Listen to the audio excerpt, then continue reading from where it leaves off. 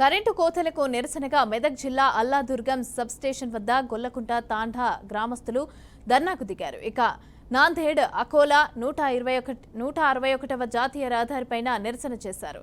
Sub station కి కూతవేటు దూరంలో ఉన్న తమ గొల్లకుంట తండాలో నెల రోజులుగా కరెంటు కోతలు తీవ్రంగా ఉన్నాయని మండిపడ్డారు. రాత్రి వేళలో కరెంటు కోతల వల్ల నరకం అనుభవిస్తున్నామని అన్నారు.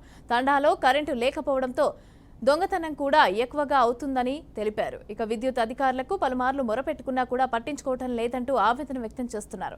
విషయం తెలుసుకున్న పోలీసులు గ్రామస్తులకు నచ్చజెప్పే ప్రయత్నం చేశారు. సమస్య పరిష్కారానికి హామీ ఇవ్వటంతో ధర్నా విరమించారు.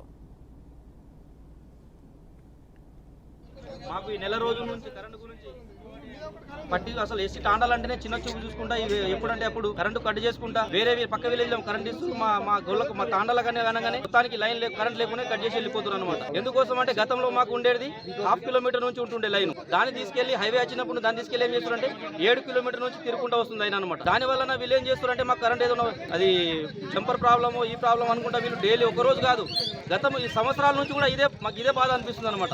అందుకోసం వలన ఈ రోజు మేము ఇక్కడ సబ్ స్టేషన్ వద్దకు వచ్చి ఈ విద్యుత్ అధికారుల మీద ధర్నా చేయడం జరిగింది. రాత్రి కరెంట్ లేనందున వలన మళ్ళీ మా తాండలో దొంగతనం జరిగి 4-5 మేకలు కూడా ఎత్తుకుపోవడం జరిగింది.